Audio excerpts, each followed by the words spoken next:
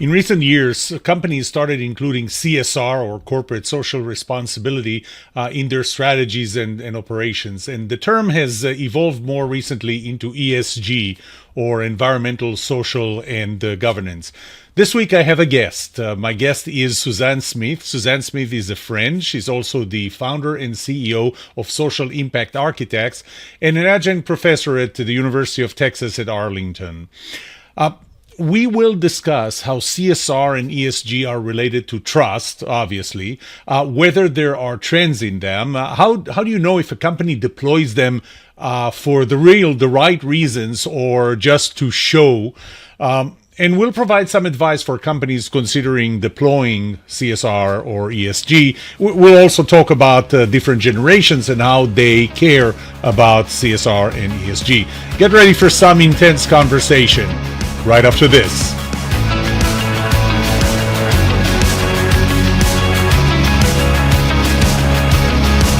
Welcome to The Trust Show. I'm Yoram Solomon, your host, the author of the Book of Trust, and facilitator of the Trust Habits Workshop. My mission is simple. I want to help you form habits that build your trustworthiness, because the answer to this question will have the biggest impact on your personal and professional success or failure. Can I trust you?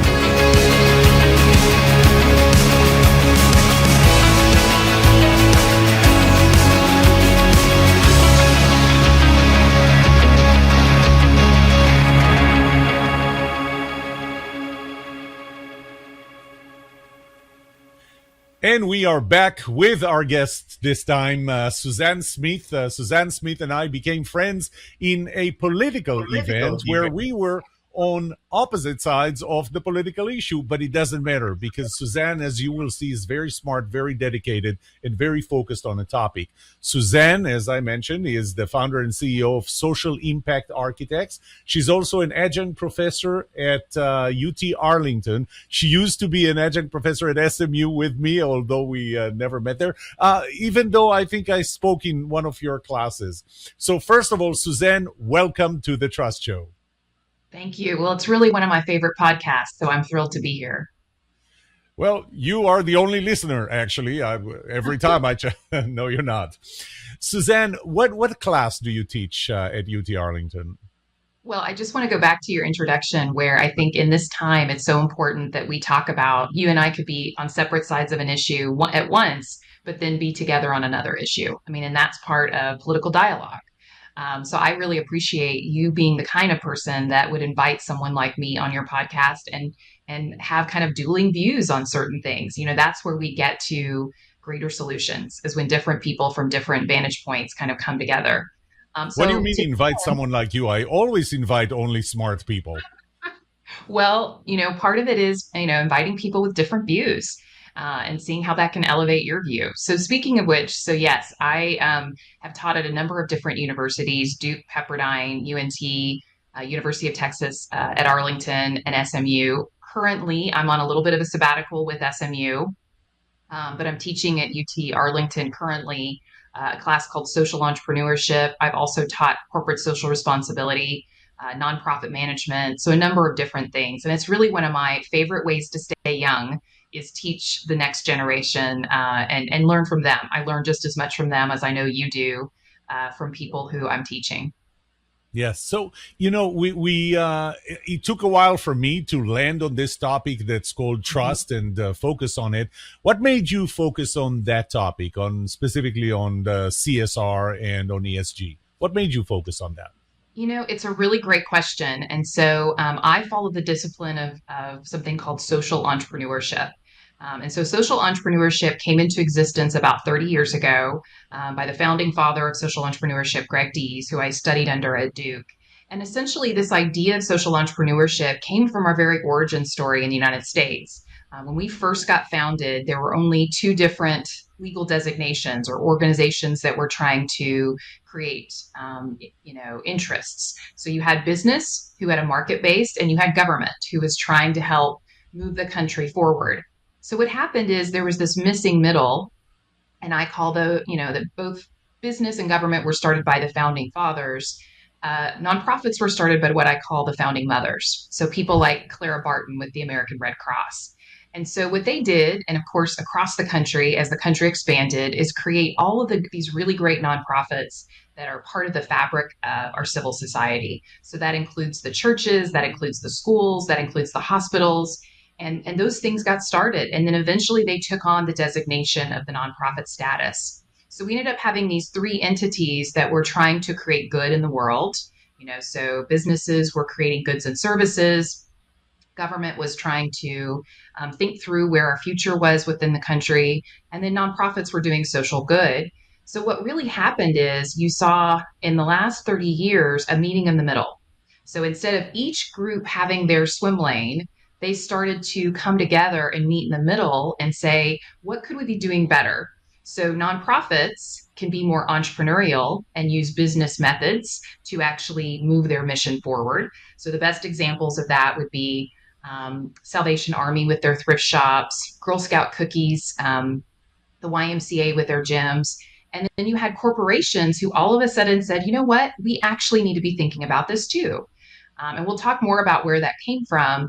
But to me, it's just almost like peanut butter and jelly. Like they just go together. And I want to live to see where we don't bifurcate this as much, but we talk about how can business be not only about products and services, but also be a force for good. Same way I want to talk about nonprofits saying, yes, they're a force for good, but they also need to operate like a business. And then, of course, I'd love government to be more innovative. And I know you share that view. Yes, yeah. Actually, one of my guests on this show was supposed to be the head of innovation in the IRS, and then the IRS reorged, and she's no longer there, and so that kind of killed the whole idea. Let me ask you this: we talk about CSR, we talk about ESG. What's the difference between them? Has there been a transition between them? So, if you think about it, we had the three separate swim lanes back in the 60s. And so, what really happened is you saw more and more pushing from both consumers as well as the government to say to corporations, it's not enough to make money. We also have to make sure you're a good corporate citizen. So, I always use the example with my students of like Aaron Brockovich and the movie. So we don't want businesses in general to also be making money, but at the same time creating externalities that are hurting society. So polluting our rivers and oceans, putting things in landfills that could potentially leach into the soil. We want to make sure they're treating people properly, so not using child labor. So you and I will remember when Kathy Lee got in trouble with her, clothing line at Kmart. And so what happened is in the 60s, we saw kind of like it's a little bit like a shift in our perspective where we basically said, yes, we want you to make money. And it's really important. And again, every business has a market orientation. You've got to make money in order to survive. But we also want to make sure at a baseline, you're not harming people or harming the environment in order to do that. And so in the 60s, we really saw an evolution. So Peter Drucker was the first to say that we had social responsibility not only as an individual, but also as a corporation. Then you saw, Freeman actually evolve Friedman's view and say, actually, part of the role of a corporation is to think about their stakeholder model. You also had government coming in and saying, we've got the Civil Rights Act. We have a number of different things you need to follow, ADA, et cetera. So putting those requirements on corporations to do those things. And so now you really see in the 80s and the 90s, corporations actually recognizing consumers wanted it too. That consumers were making choices between two different goods and saying, I'm going to go with a corporation, whether I work there or buy there, that actually is a better corporation. And so that has evolved quite significantly. And so that's part of where this comes from is we're in this really interesting kind of messy middle where we're trying to figure out how does this work within corporations? How do we have that duality of you need to make money, but you also need to make sure that you have social impact at the same time. And so there is a real interesting time. It's kind of, I call it the Wild West, because we're still trying to figure out how those two can coexist in corporations and small businesses. So, but we we used to call it corporate social responsibility, CSG, and Mm-hmm. we kind of moved to treat this more as ESG. So, why do you think that is? It's interesting. People ask me that question all the time and they get lost in the acronyms and the alphabet soup of this all. The best answer I can give you is that each group, so it could be corporate social responsibility, corporate citizenship, conscious capitalism, ESG, is like a brand name, just like there are brand names for cars. You can choose the car you want to drive. Do you want to drive a Honda? Do you want to drive a Cadillac? Do you want to drive BMW? They're all the same. They're all going to get you to your No, they're destination. not. BMW is not the same as anything else, and neither Well, is they're Jeep. all the same in its goal. The goal is to get you to your destination. Each one has different features and different things that they emphasize. And so, you'll hear people say one is better than the other. The same way people would say, Mercedes is better than BMW, or Hondas are the best way to go. A Kia is the best way to go. Again, these are all just vehicles to try to talk about social change. And so we originally started with kind of good corporate citizenship. Then Whole Foods really shot up and talked about conscious capitalism, and that's a more values based view. So their features are more value based. Then you had CSR, and so CSR ended up being kind of a marketing strategy view of like, we want to actually have a CSR report. 90% of Fortune 500 companies now have a CSR report. Recently, in the last 5 years, we've seen ESG, and it's more in the finance departments of, it's great that you're going to say you're going to do good, but let's actually track it and say, are you actually doing good? And that's really where ESG, the origin story behind ESG, came from. But the reality is they're all trying to do the same thing, which is making sure corporations are in the business of not just creating profits, but making sure social impact happens at the same time. That fair enough. This podcast is the trust show. It's all about trust, and in fact, the idea of having you as a guest to discuss this here in the podcast came when you mentioned one time that we had lunch. You mentioned that deploying CSR or ESG in a company, in a corporate, increases the trust that and you were very specific, the local community has in this organization. Say Mm-hmm. more about that. How does it increase trust? So when you look at the statistics around corporate brand, there is a intangible thing that we call goodwill. And so when I decide that I'm going to make a choice around a number of things, so I have a choice around where I work, what company I'm going to go work for. If I go work for a company, I also have a choice of what products I buy. What we've now found is more and more consumers or more and more employees are looking at not only what is this organization going to pay me or how much does this product cost, but what is this company doing for the community?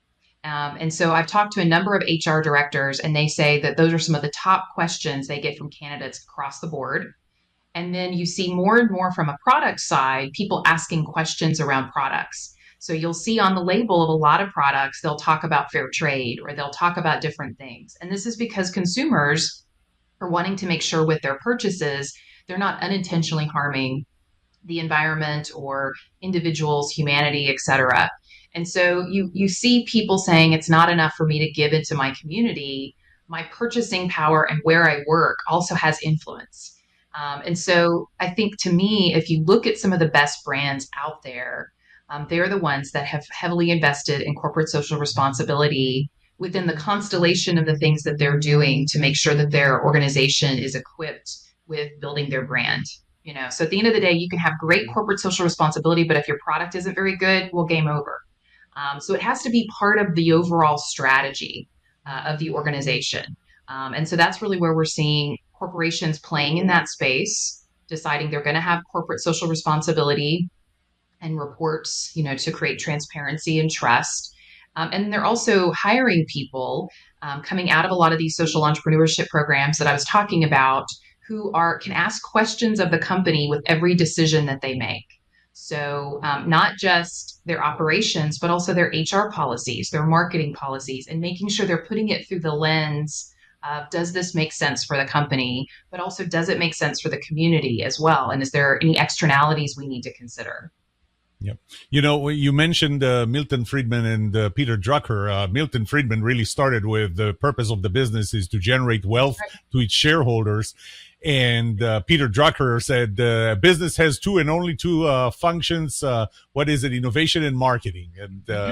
And it seemed I read their material too, and they have evolved, and I think they evolved to the point of there is, first of all, there's more than shareholders, there Mhm. are stakeholders, Stakeholders. and the Mhm. second thing is there's more than profit, there is value.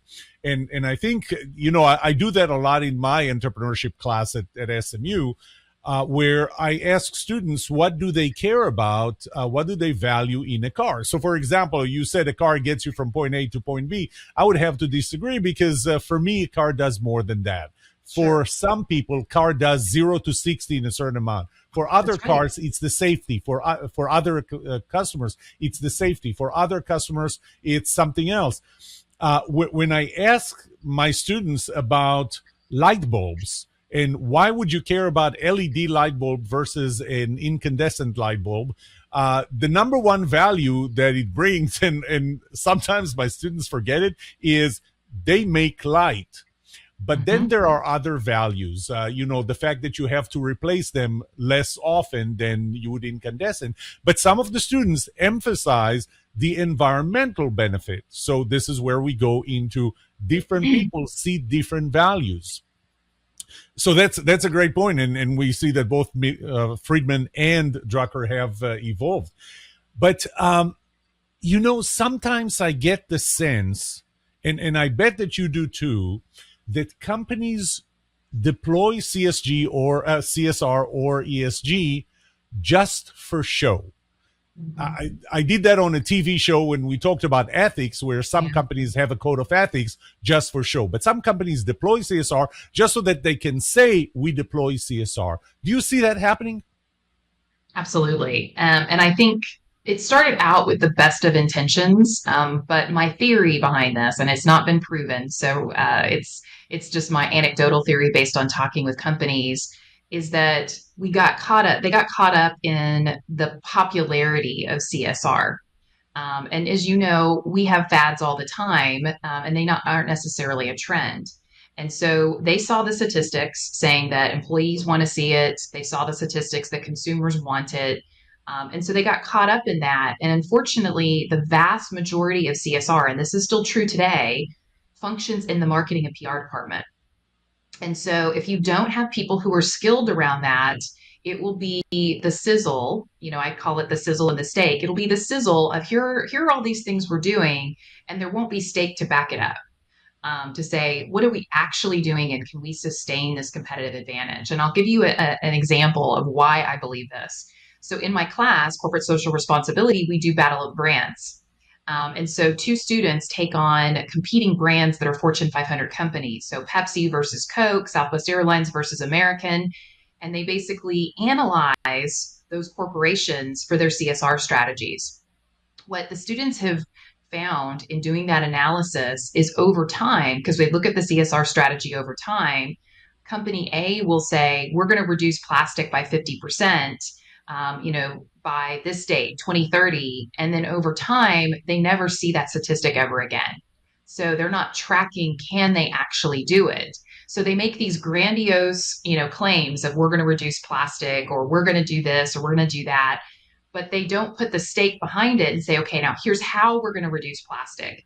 And here's the sources of how we're going to do it. Here's how we're going to revolutionize both customer sentiment, but also our assembly line to make sure we're reducing it, and our suppliers. They don't think about the value chain, and so that's a typical marketing and PR thing where they'll just say that. And I think we live in a society now where consumers are smarter than that. And they basically now recognize there's more and more companies that are abusing CSR. They realize there's just the sizzle, no steak. And so they're skeptical now of CSR strategies. And then coupled with the fact that we now have cancel culture. And so, interestingly enough, there's some new statistics that say consumers will reward for good CSR or for good behavior, but they're also going to punish companies for bad behavior. And so, this is one of the reasons why I have been advocating to anybody I can in corporations as they, bring me in or ask me questions and say, your first responsibility is to do no harm to the community. So, at a baseline, that is the floor. You shouldn't be polluting. You should be treating your employees well, all the things you should be doing. Then the ceiling is what more can you do for the community? And if for whatever reason you're in a cash crunch, there's probably not a lot you can do on CSR, but some incremental things. And so you've got to be really careful about what you say in the community. And so, from my perspective, it has to be more than CSR is a marketing tool. It has to be part of your strategy. And I encourage most companies to have someone in the C suite who is chief impact officer, who is looking across the entire organization and saying, here are the ways that we can be a better corporate citizen. And right now, we just don't have corporations, I think, that feel like that is a high priority. But I think you're seeing that shift because they're getting punished now for doing bad things, and it is affecting their bottom line. So if Milton Friedman was still alive, he would say, you know what, actually, I'm going to change my view because now companies are losing money because they're making poor decisions that are actually affecting their market return. So corporate citizenship, in my opinion, is table stakes. Like they have to do that now in some Right. form or fashion because they can lose their competitive advantage so badly with just one bad headline. You use the word, an interesting word, and I'm going to answer my next question, because my next question was going to be, how can you tell that the company is doing it just for show? And I think, when you talked about a chief impact officer and you talked about the PR firm, I think the first question to ask would be, what was the motivation? What was the trigger? Mm-hmm. Where did it start? Did it start by the CEO saying, this is important, we care about the impact that we leave on our community or on the world or on our planet or on other planets?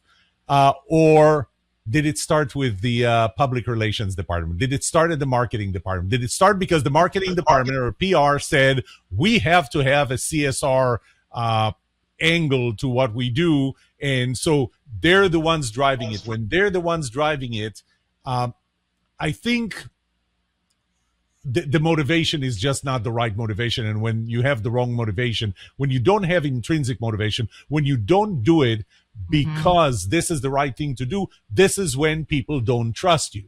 They trust you Right. when you do it because of the right reasons. You do it because of the actual impact that it does and not because of the PR impact to your company. Does that make So sense? let me give you a case study on this. And this is why I wanted to do this podcast because I'm learning from you about how to think about this through the lens of trust. So let me give you two different large companies and their what happened as a result. And this is why I think Friedman would change his view. So let's take Pepsi as an example. And so, Pepsi is a local company. I have high respect for them, and they make lots of really great decisions when it comes to their CSR strategy. However, as some people may know, recently, so in the last 4 years, they did a commercial with one of the Kardashians where she is handing a Pepsi at kind of a George Floyd kind of social justice rally, and they got a huge amount of kind of backlash associated with that. For a variety of different reasons. So it's probably, you could look online, watch the video, and you could see how it was just not meeting the moment. And it was so tone deaf. And we talk about that in class. And like Pepsi, who probably has an infinite amount of money to hire the best advertising firms, how did they let this slip? Like, how did they not watch this commercial and not say, okay, time out? There's so many things wrong about this commercial. Um, and so it's interesting because you also have to have a culture of trust where there had to have been people in that room who should have raised their hands watching that commercial and going, I don't think this is right. Like, we've either got to rewrite it, we've got to get a different celebrity, like, whatever the case may be. But interestingly enough, and again, this is one data source I have, I don't know what the current data is, but as a result of that, they lost more than they gained from that commercial. In theory, commercials are all about getting additional purchases. Pepsi is now the lowest level brand when it comes to Gen Zers and millennials, and many of it tie it to that commercial. Because if Yeah. they look at Gen Z purchasing habits before and after, it hasn't changed. It hasn't gotten better. And so it was not just a small blip where they were able to apologize. It's actually hurt them with a full generation of people who are making choices at a critical age of what brand they're going to support Coke or Pepsi. And so that's a great example of where we've got to have the right people sitting at the table when these decisions are made from a PR marketing perspective. But we also have to make sure that the culture of the organization has enough trust where someone can raise their hand in that room and go, I don't think this commercial is right for our brand. Or here's what could go wrong related to this commercial. And so I'm going to use another example of a commercial. So let's talk about Yeah, Nike. before So, you move on to yeah, another example, I'm not going to defend, but I can explain why something like this happens. And in fact, yeah, it's not going to please. be me who explains it, but Robert Cialdini, who's the head of the Yeah, psychology department in the University he's one of my of favorites. Arizona. And he gave, as an example, he gave the Watergate affair and what Mm, happened there. And he said, how was a group of smart people sitting in the room all suggesting to do the same thing, uh, except for one person. I don't remember who that one person was. And the thing is that there is peer pressure, and you're sitting in the mhm, room, and you bounce things off of people who think very similar to you, and only that one person that joined. First they wanted to spend $1 million and do all kinds of things at Watergate, and then somebody said, "Well, no, that's too much. We're doing too much." Then they lower it to half a million. Then they lower it at 250,000.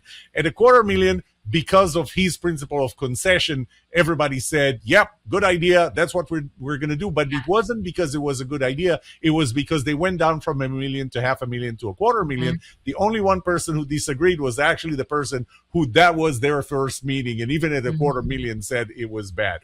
But anyway, that's how I would explain how a group of smart people come up with an idea that ends up being stupid. But you had another example. Well, and you know as well as I do, Pepsi not only had a group of people who are advertisers looking at it, but they had a whole team of staff looking at it. And then they probably had a focus group looking at it beforehand too. So there was a lot of issues that they had across the board. So let's use Nike as an example. And just so you know, every company has issues related to their CSR strategy. I mean, no individual, no company is perfect. And so that's one of the things I want to encourage people to be careful about is we're not asking for perfection from companies. Like part of their goal is to figure out how they create greater social impact over time. So my advice is always to start small and build. But Nike's another good example of in a similar time period, they did their Colin Kaepernick actual commercial. Some people would say that was highly controversial. And again, there are different people who have different opinions about whether kneeling during the national anthem is the right thing to do. Just like, whether or not those protests during after George Floyd were the right thing to do. Again, that's unrelated to this conversation. What it's related to is this idea of did they make the right choice around that commercial? And so, because Nike, for a long period of time, has talked about this idea of just do it, and it's been a brand, their whole brand is around doing things that are slightly controversial. Remember the Apple commercial, remember all the different things that they have talked about. It was consistent with their brand. And so, interestingly enough, when the commercial got shown and there were people who said, I'm never going to buy Nike again, those weren't Nike customers in the first place.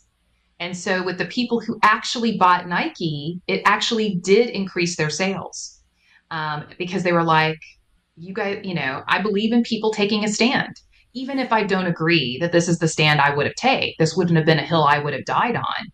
I appreciate the fact that someone did and someone lives to their values, even if it's not a value that I share.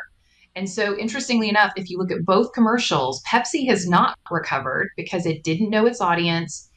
It was unlike any other commercial Pepsi had ever done before because it wasn't connected to people's brands. They were trying to be in the moment and be cool in the moment, but they lost out big time as a result of not thinking it through in the right way and not meeting the moment in the right way. Nike, on the other hand, met the moment, took on something controversial, and it actually helped their brand with the people who actually would buy the brand. And so, to me, when a company does something controversial, they just have to think about how is this going to affect our brand, and is it consistent with things we've said before, and is it going to turn off any of our customers?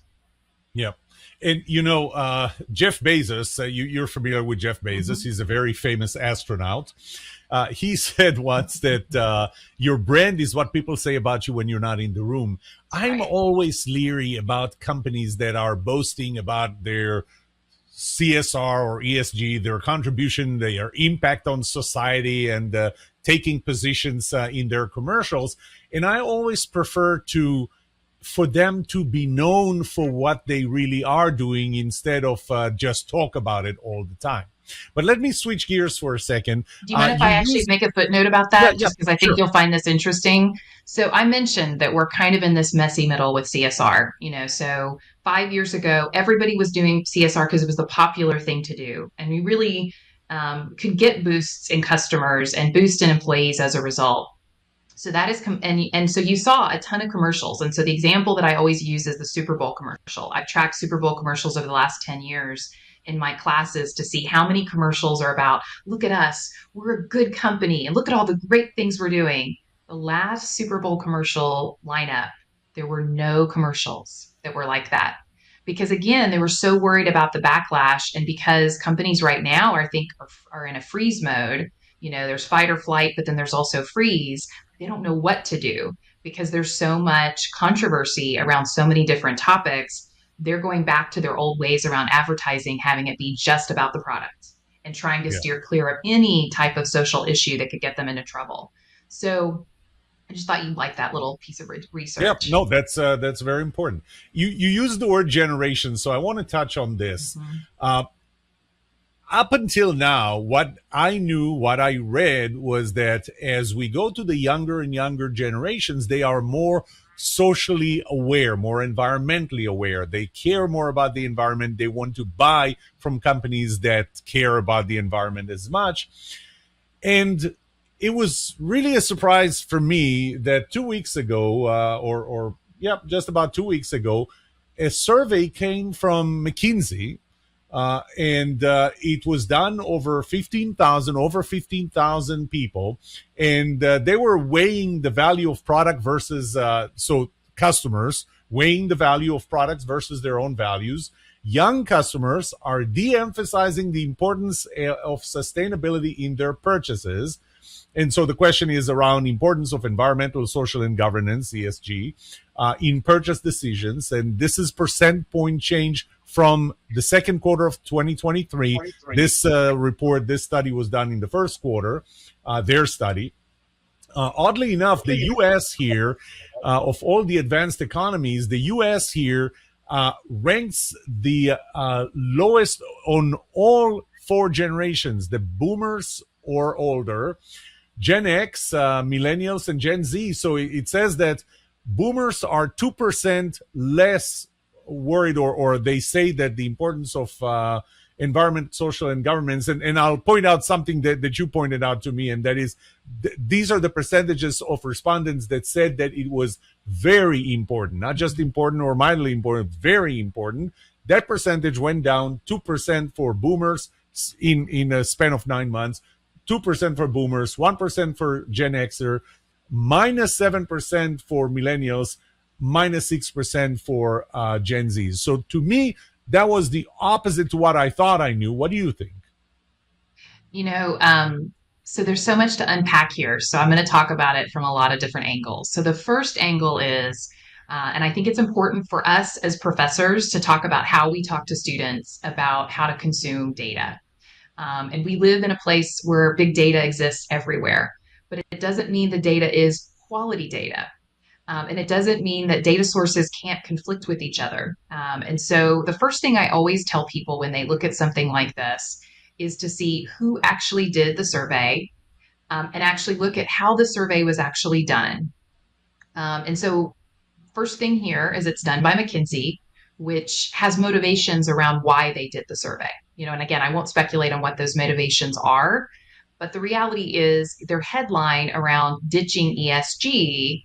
I wouldn't necessarily say that would be how I would interpret it as someone who's an expert.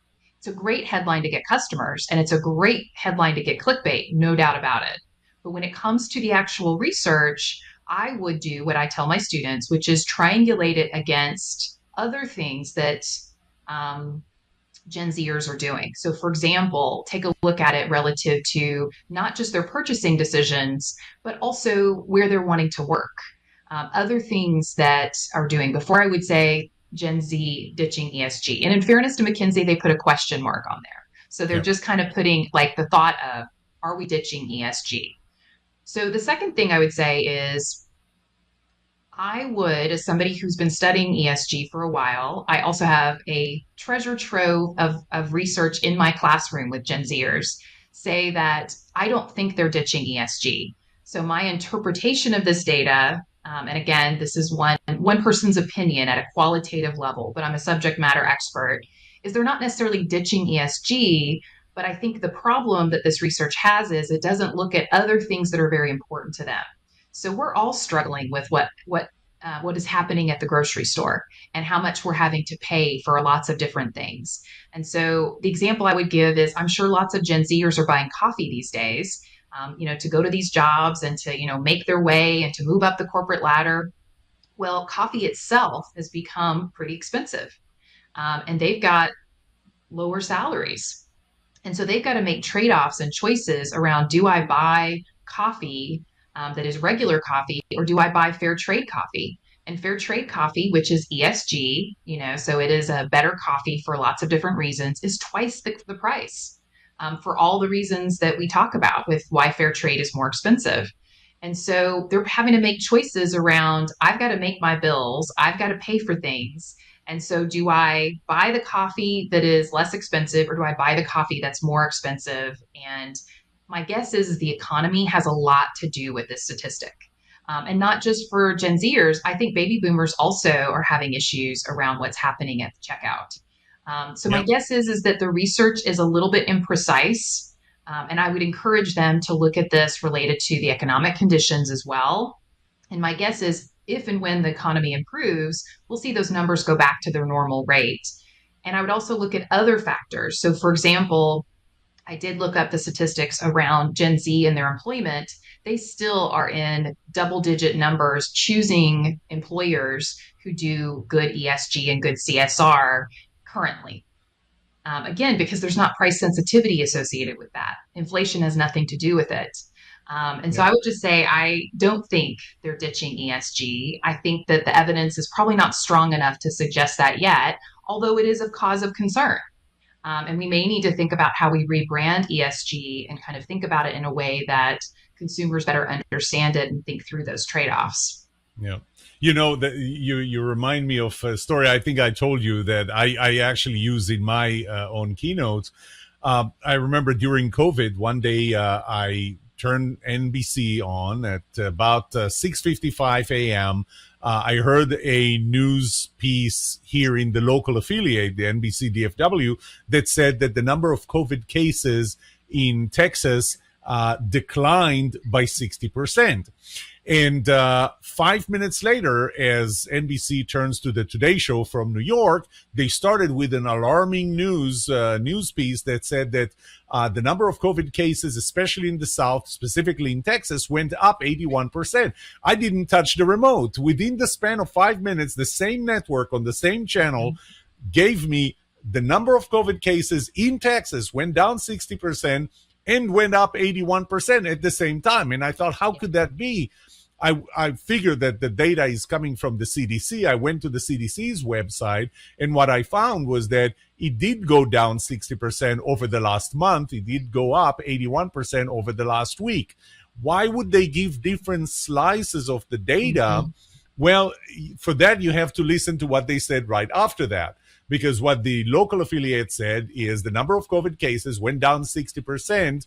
The governor is going to ban mask mandates. And a decline of 60% supports that position. When they talked at New York at the Today Show, right after saying it went up 81%, they said people get vaccinated. And the number of cases going up 81% would support that. I want to read to you a paragraph from the Book of Trust that right after we talked about the McKinsey survey, I reached out and found. And here's what it says. In 2005, Dr. John Ioannidis published a research paper titled, why most published research findings are false, analyzing Mhm. 49 of the most highly regarded research findings in medicine, so of all Mhm. areas in medicine, Mhm. declaring that when the findings of those studies were retested in larger studies, Mhm. Mhm. 16% of them were contradicted, 16% of them showed a smaller effect than initially stated, and that 68% of them were never challenged by follow-on studies. And one of his findings was that financial and other interests and prejudices, let's just call it for what it is, confirmation bias, offer intervene with the study, causing the results to be less likely to be true. So I brought this up really initially when I brought this up, the study, it was to ask you, so Suzanne, is it declining? But what we ended up in our initial discussion realizing is how important it is, if you want to be trusted, how important it is Right. to be free of confirmation bias, to correlate studies with multiple sources. Yeah, absolutely. And the other example I would give you, which has been debunked, and with medical studies, there's a huge risk associated with them moving forward. And that's why, I worked at the American Heart Association, and peer review is so important. And I've been in those peer review rooms where the doctors and researchers are debating each other. So I just want to caution folks, like medical research in general, by the time you hear it, it has gone through all those various filters. But every person in that room, to your point, has some type of bias. Yep. And so that's why peer review is so important. But You what's know, when I interesting, did my, oh, I'm sorry, go ahead. so I was going to say, I'll use another example. So, the example that I like to give recently, because as you know, one of my areas of study is collaboration, is that about 10 years ago, everybody was so fascinated by the technology companies. And so a lot of the technology companies were doing these kind of open schemas so that everybody got to be around each other. And then you saw nonprofits adapt to this, where there weren't offices anymore. You were in this open environment and other people were around you, et cetera. And they were like, this is going to improve collaboration. Well, now true researchers who actually are looking at lots of different things actually have found it actually reduces collaboration. It doesn't increase collaboration. But how many companies shifted their floor plans because of one consulting firm or some architecture firm or somebody with one study who said this improved collaboration? And then we went fully into that. And now most offices have that, that office plan. And now we realize it actually reduces collaboration. And so it's just interesting how we quickly will be duped by research and then everybody will get on board. And then all of a sudden we're like, now, why did we do this? Was this really a good idea? So I also Yes. encourage my students to be somewhat of a skeptic around before we go to scale with anything. Innovation is great. Like, as you know, I love innovation. But only about 20% of ideas are actually viable. And then you've got to prove their impact. And to your point, you've got to prove the impact in a different circumstance to make sure it actually truly is impactful before we take good ideas to scale. And most people Yep. just don't have the patience for that. So I would just encourage people to, when they look at the data and they look at scale, they're just much more skeptical about that transition. I would even go a step further. When I was working on my PhD, I never took any specialization because I couldn't get enough classes in one specialization simply because every possible elective slot that I had, I took Mhm. research classes. So I'll be able to do quantitative and qualitative research. My dissertation ended up being a combination of the two. But, the larger your sample is, the smaller your margin of error is. And so Mhm. you're asking, if I get 200, theoretically 200, or practically I should say 200 people would give you about a 7% margin of error. Go 500, you're going to get down to 3%, and so on.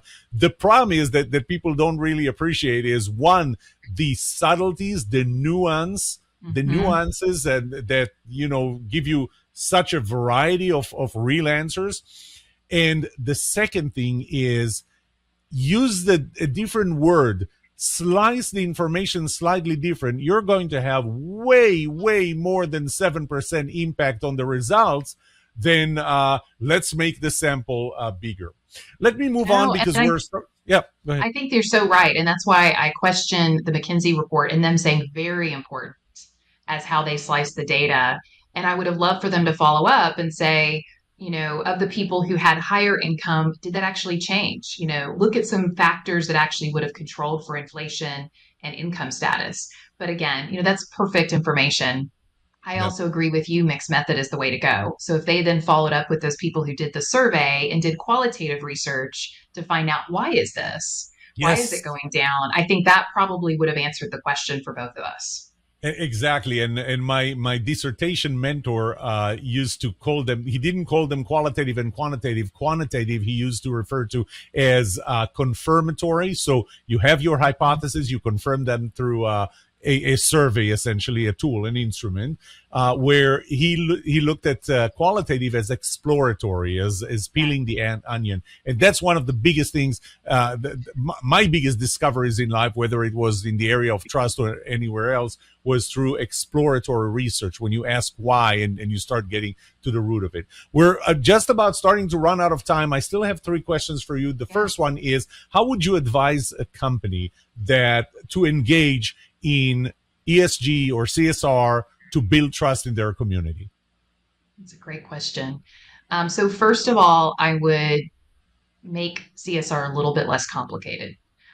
So when I think of this like a layer cake, the first layer is for them to think about what are they doing in the community, making sure their economic responsibilities are important. Again, I'm an MBA, so I want to make sure companies are airtight because again, when they make money, they pay employees.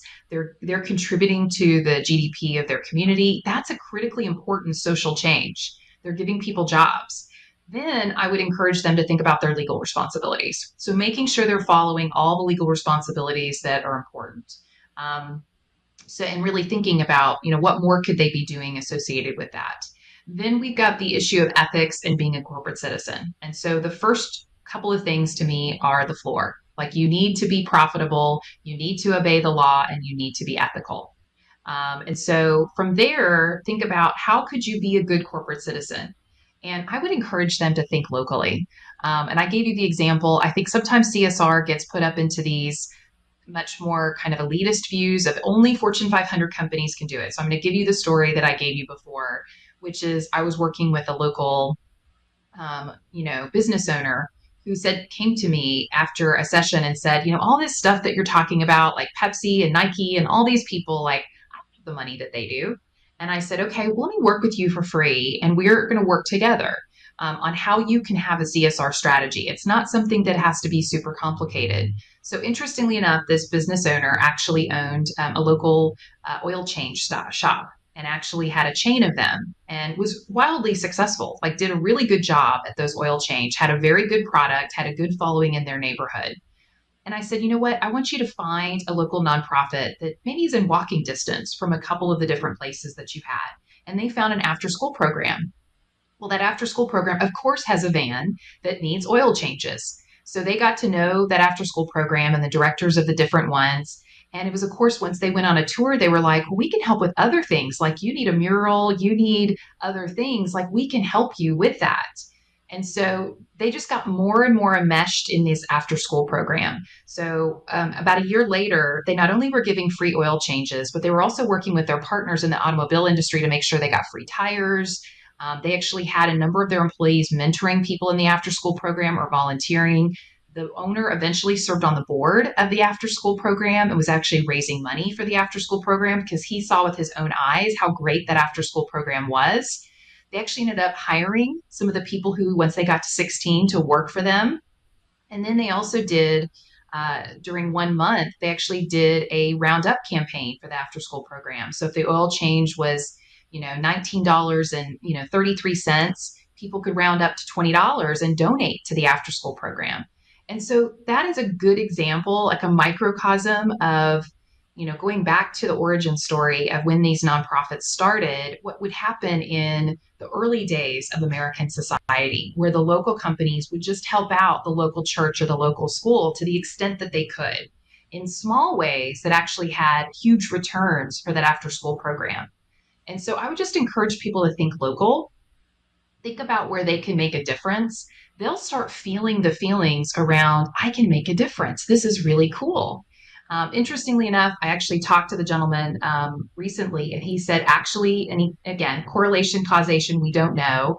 He's had greater retention of his employees. He's actually had some customers in because on one of his walls, he actually has pictures of the after school program and has a tote board of how much they've raised to support the after school program. He has customers in the waiting room while they're waiting for their oil change who is reading all these things. He thinks some of them have become donors of the after school program, and he thinks they're more loyal to them. I mean, there's a million places to get an oil change these days, and price sensitivity being what it is, he's like, I actually think I've created loyalty with those people. They'll come back to me over the place down the street that's doing it for $16 because they know I'm invested in this community.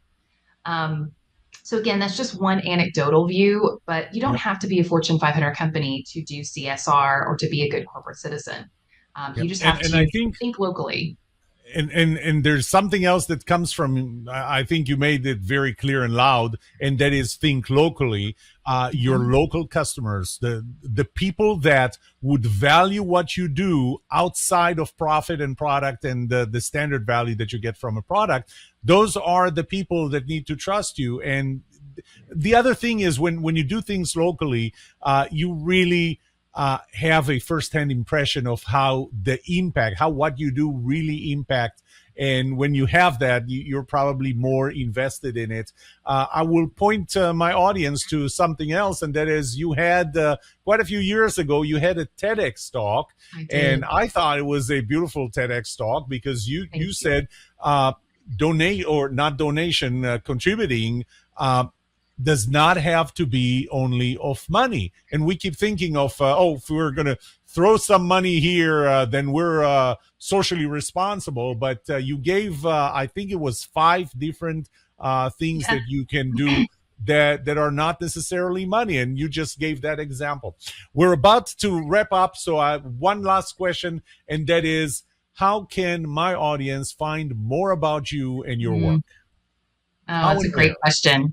Well, I definitely appreciate you mentioning the TEDx, and it's called Everybody's a Change Maker. And so it gives you really tactical things that you can do to make change in your community, and get that feel-good feeling of making a difference and having a purpose. And you can see the tangible results of that work. So I think that TEDx talk is a fun one, and I'd encourage folks to watch it. We also, for the nonprofit and business space, we have a weekly blog called Social Trend Spotter. And so it covers lots of different things. It's not just for nonprofits. This week we're talking about advocacy and the importance of using your voice. So one of the ways you can help social change is using your voice and making sure your voice is out there talking about whatever issue you care about, whether it's the environment or education or social justice. Using your voice is completely free, but it makes a huge difference around making sure policymakers, and you know this better than anyone, are choosing the right directions for our country.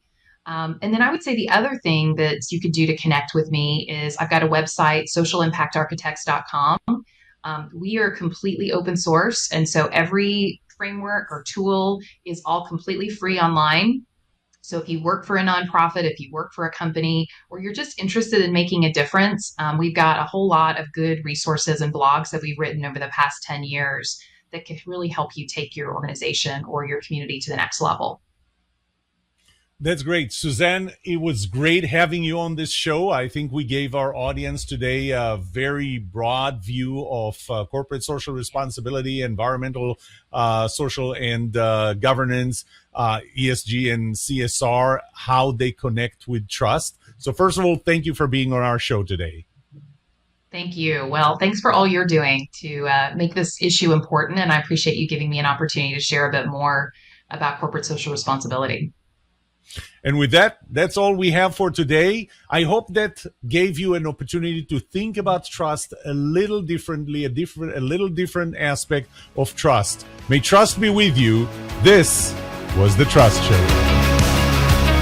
If you enjoyed this episode, like it, subscribe to this channel, and get informed when I release more episodes like that. And remember, the answer to this question will have the biggest impact on your personal and professional success or failure. Can you be trusted?